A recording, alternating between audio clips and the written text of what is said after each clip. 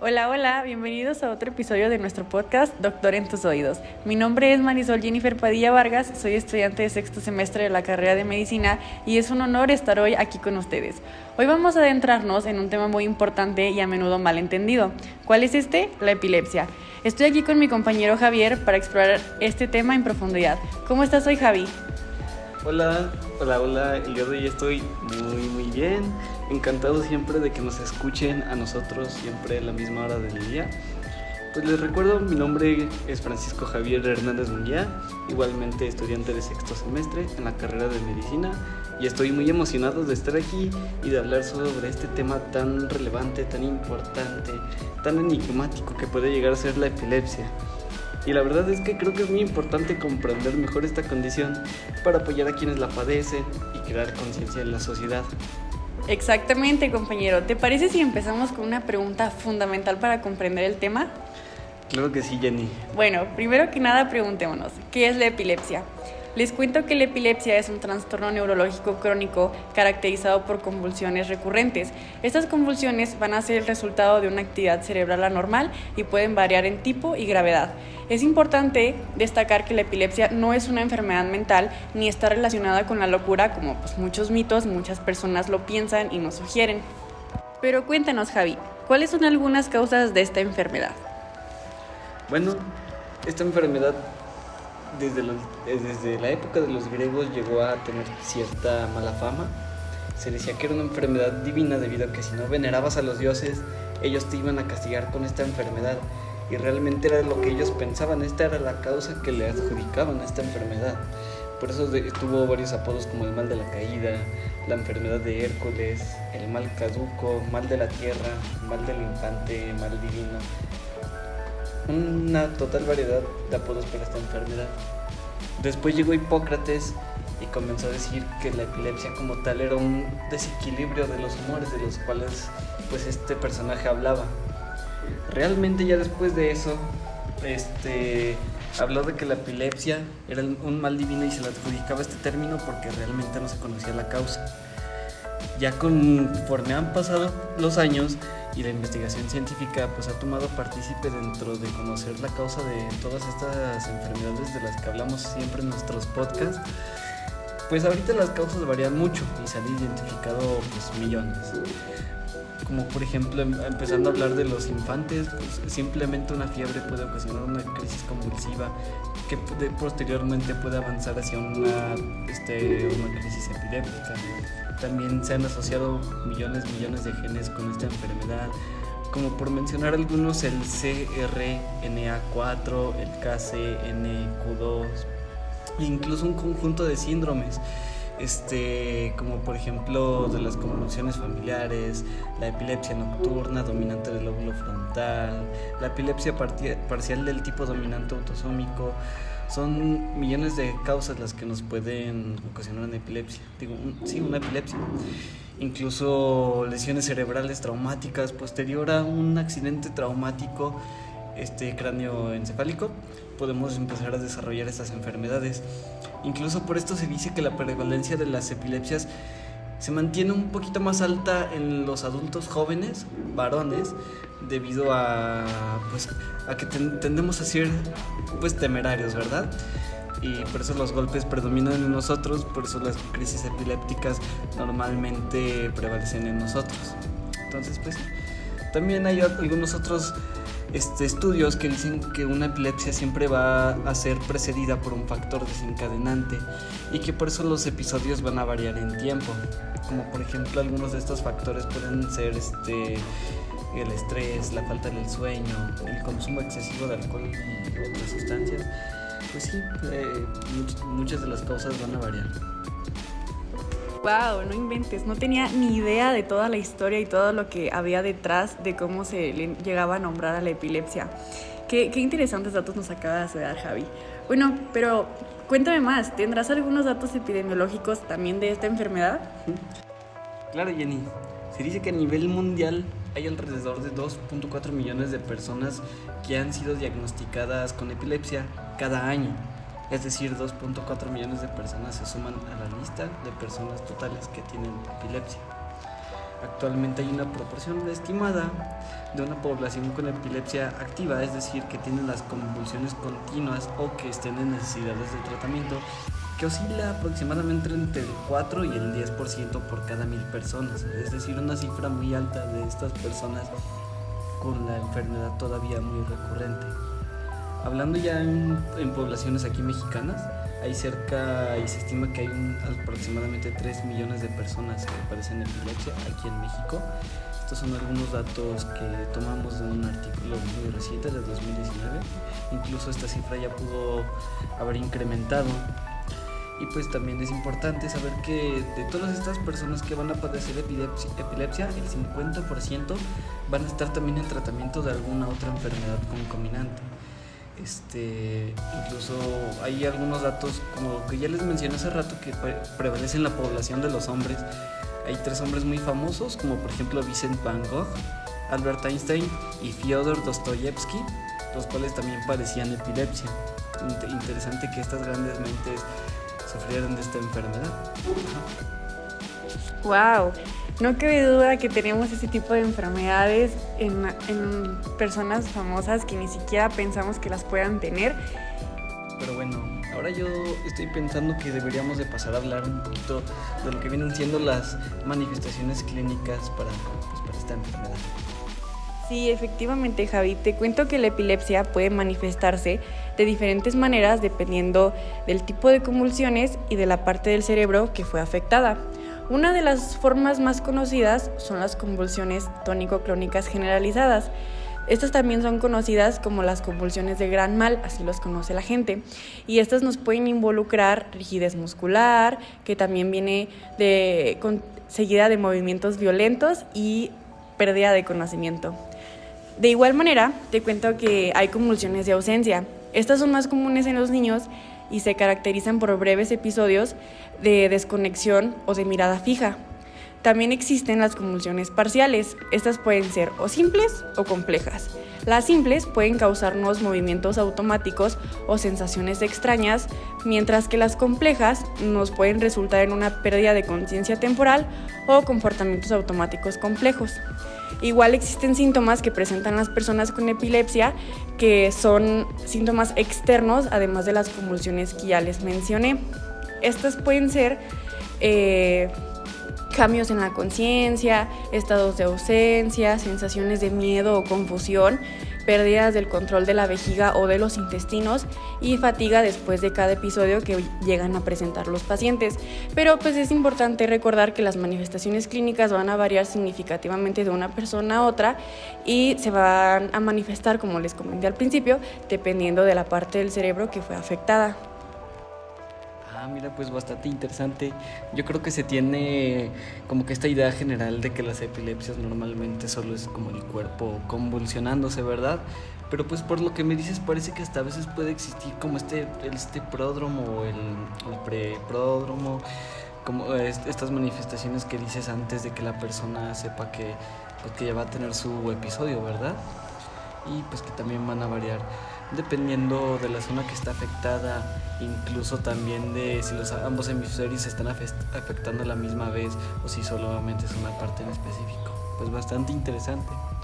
Pero ahora, por favor, te pido que me digas qué factores de riesgo, si yo tengo tal cosa que me pueda poner en riesgo, si soy hombre y soy temerario, ¿esto podría ser un factor de riesgo para mí? O cuéntame, ¿cuáles son los que conoces tú?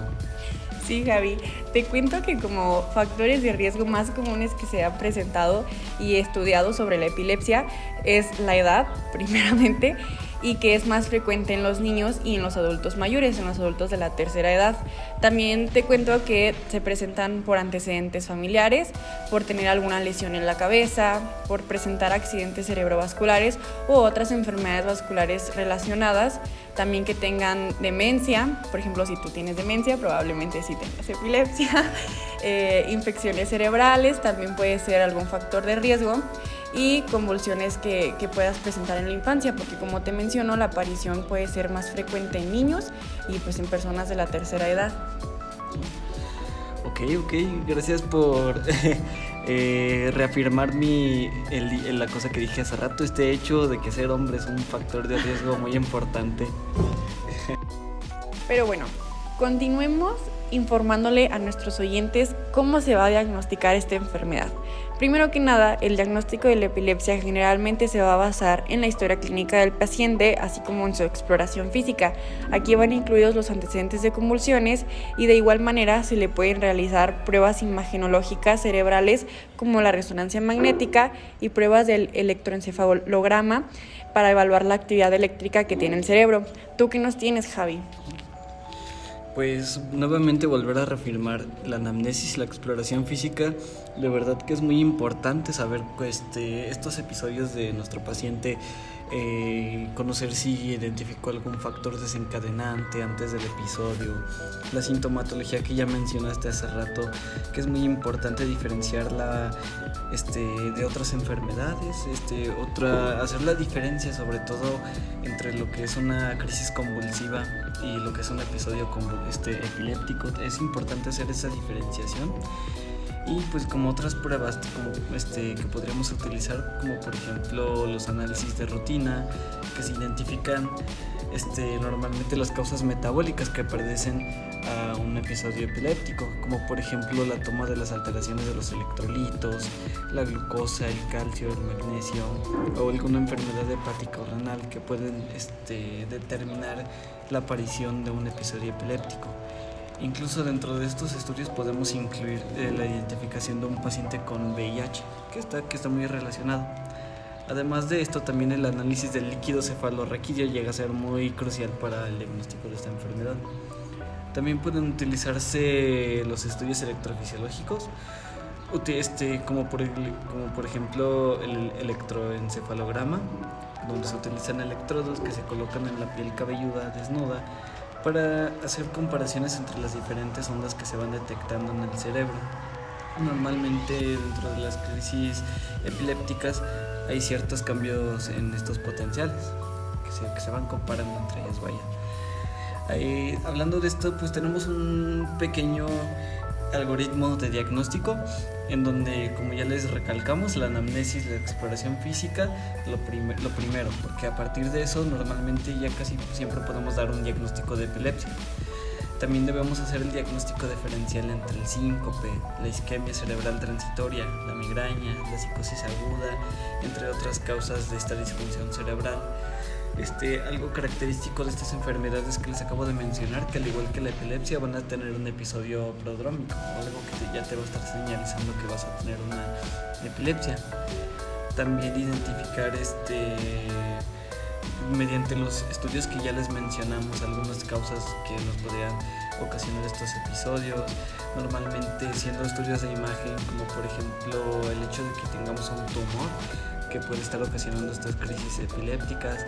También es importante conocer los antecedentes de una crisis epiléptica, porque es uno de los principales factores de riesgo que podrían indicar pues la consecuente aparición de otras crisis epilépticas. Entonces, muy importante tener todo esto en cuenta para hacer nuestro correcto diagnóstico. Bueno, ahora vamos a contar con la participación de nuestra invitada del día de hoy. Su nombre es la doctora Ana Padillas y nos va a ayudar con la información de lo que viene siendo el tratamiento y también va a explicar algunos puntos importantes pues, de esta enfermedad. Así que te damos la palabra, Ana Padillas, para que nos cuentes un poco. Hola, buenas tardes, mi nombre es Ana Padilla, soy estudiante actualmente de estomatología. Ya terminé una carrera en análisis químico-biológico y una maestría en administración de hospitales y servicios de salud. Para poder hablar de lo que es un tratamiento para la epilepsia, inicialmente hay que definir la epilepsia. Es un trastorno de origen cerebral que genera consecuencias neurobiológicas, psicológicas e inclusive sociales. Es de alto impacto social dado que existe en ocasiones negación por parte del paciente cuando se tiene un diagnóstico. Cabe destacar que al paciente le puede generar depresión y ansiedad de una manera muy significativa. Existen diferentes tratamientos para lograr que el paciente continúe de manera ordinaria su vida, solo únicamente para tratarla, sino también inclusive para prevenir estos episodios. El más capacitado para dicho tratamiento es un neurólogo, en el cual se basa de manera particular de acuerdo a sus alteraciones por medio de electrocefalograma. Estos medicamentos normalmente tienen diferentes vías por las cuales se puede administrar, siendo la vía oral la más común. Ya de acuerdo a las necesidades, pues se cambia este tipo de presentación. Entre esos medicamentos está el ácido valproico, que es de corta vida y este normalmente se ingiere por vía oral. En cambio hay otros tipos de medicamentos que es la carbamazepina, igual de vida media corta. Estos normalmente se hacen ingestas por las mañanas para cuando se necesite un estudio de laboratorio para ver las concentraciones en suero. Es antes la toma de muestra para poder ver este tipo de concentraciones y ver si realmente estén funcionando este tipo de medicamentos. Pero normalmente este tipo de medicamento, el carbamazepina, tiene tendencia a asociarse con otros fármacos. Esto genera que necesiten más controles periódicamente los pacientes. Otro tipo de medicamento sería el felmamato, que normalmente no ha tenido buenos resultados los pacientes con otros medicamentos, se utiliza este tipo. Una de las dificultades que se puede tener es que genera anemia plástica e inclusive hepatotoxicidad. Otro también muy conocido y muy resonado es el fenobarbital, que este es un derivado de los barbitúricos, pero una de las dificultades que se llega a tener este tipo de medicamentos es que me genera tolerancia por su consumo, siendo a la larga deficiente y no se tendrían las mismas concentraciones y el mismo resultado. En todos estos tipos de medicamentos, que inclusive hay más de acuerdo a la necesidad del paciente, hay que hacer una evaluación previa con los especialistas y obviamente de acuerdo a eso asignar una dosis adecuada a nuestro paciente, evitar lo que es una hepatotoxicidad, interacciones con otros medicamentos y posibles efectos secundarios en los pacientes. Espero que les haya podido ayudar y sigan sintonizando este podcast. Saludos. Bueno, Javi, ha sido una conversación increíblemente informativa y demostrativa sobre el tema de la epilepsia. Gracias por compartir tu conocimiento con nosotros hoy. Igualmente, muchas gracias. Siempre agradecido de ser un invitado recurrente a este increíble podcast. Siempre con todas las ganas de que nuestros oyentes aprendan algo cada día. Y efectivamente, gracias a todos nuestros oyentes por sintonizar este episodio. No olviden seguirnos para más contenido educativo e informativo. Hasta la próxima.